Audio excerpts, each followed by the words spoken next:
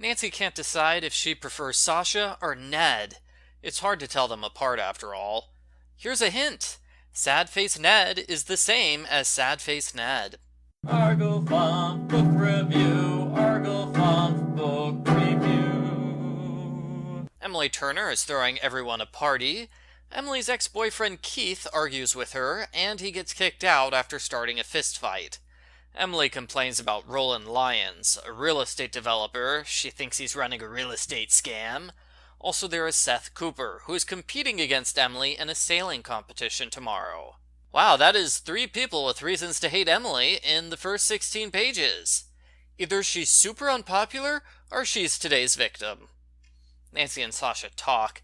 He's too distracted by her beauty to listen, and she remembers their first kiss. She wants to kiss him again, but Ned! What about Ned? Emily mysteriously disappears. I knew it! Nancy investigates. It seems Emily decided to go out sailing at 10 p.m. in the middle of a storm. That's a little weird. The sailing competition is cancelled, and although Seth is angry, everything turns out great when he makes a love connection with Aunt Eloise. They have coffee together. Nancy and Sasha find Emily's boat in a cove. Emily explains she was knocked out with chloroform. The culprit locked her inside her boat with enough food and paperback books for several days. I wonder if the paperback books were from this series. Emily thinks Keith is the culprit, but they can't question him because Keith just got into a car accident. He is unconscious in the hospital. The girls discuss Nancy's relationship with Sasha. Bess is Team Sasha, while George is Team Ned. Bess wants Nancy to date someone else? Someone should tell Ned about this at some point. Aunt Eloise goes to the movies with Seth. Ned arrives in town, and Sasha reveals he got a job offer in the United States.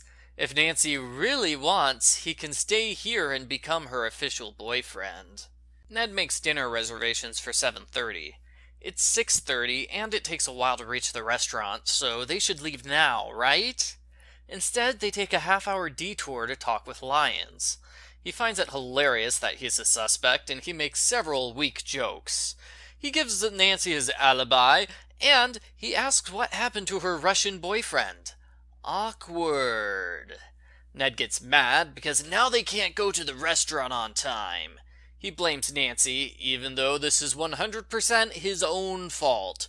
He's the only one who knows where the restaurant is. He knew they were driving in the wrong direction for a half hour. He should have said something about it much, much earlier.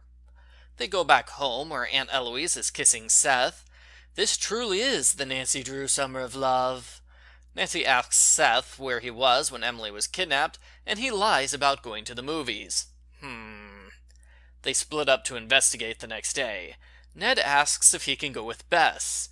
Either he's trying to avoid Nancy, or he doesn't know Bess is on Team Sasha. Sasha corners Nancy, saying she can't avoid him forever. He asks if she loves him. Her heart is about to burst when Ned walks in. Ned is angry to find out Nancy's been cheating on him the whole summer. She admits that she's attracted to Sasha, but no, nothing has happened between her and him. Liar! You have kissed him multiple times, Nancy. Mainly because the author of Book 2 didn't know they had their first kiss at the end of Book 1, but still, quit pretending you aren't into him. Ned vows he will prove he's the right guy for Nancy Drew. He goes water skiing with Sasha in order to show off how great he is. Sasha almost dies, and Ned stops trying to be macho. Nancy breaks into Seth's boat, where she finds a picture of him and his wife. The scoundrel! Kissing Aunt Eloise when he's a married man? Oh, yeah, now Nancy has a problem with cheaters. She confronts Seth, and he explains he's in the middle of divorcing his wife right now. He didn't want to tell Nancy about it, which is why he lied earlier about his alibi. Nancy finds chloroform and the culprit's muddy boots inside Keith's car, proving he's a culprit. But Nancy decides not to go to the police yet, because there might be more to the story. Nancy, just let the police handle this one, okay? On the beach, girls flirt with Ned and Sasha. Nancy is furious that someone else is hitting on Ned. She doesn't care that someone is hitting on Sasha. This makes her realize that she cares way more about Ned than Sasha. Ned is the man for her. Instead of telling Ned right away, She waits 40 pages and drags out the drama as long as possible.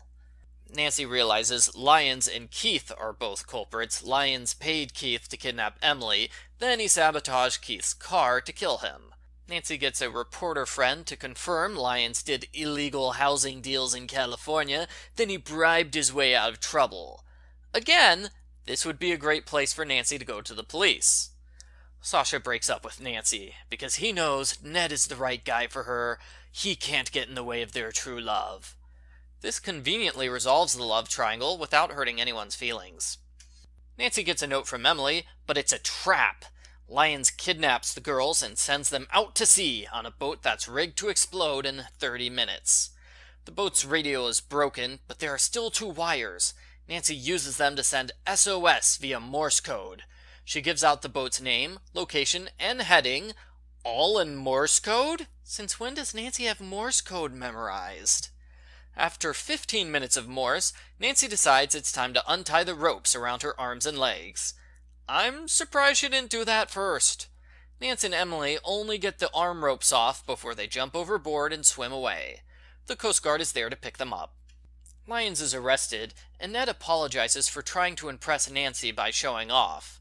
Ned, you are not the one who should be apologizing today. Nancy and Ned kiss and make up. Nancy decides her life is perfect. The end. Post-book follow-up. I am not a fan of the Nancy-Ned-Sasha love triangle. There's supposed to be tension between Ned and Sasha, but I didn't feel it. They acted like friends the whole time.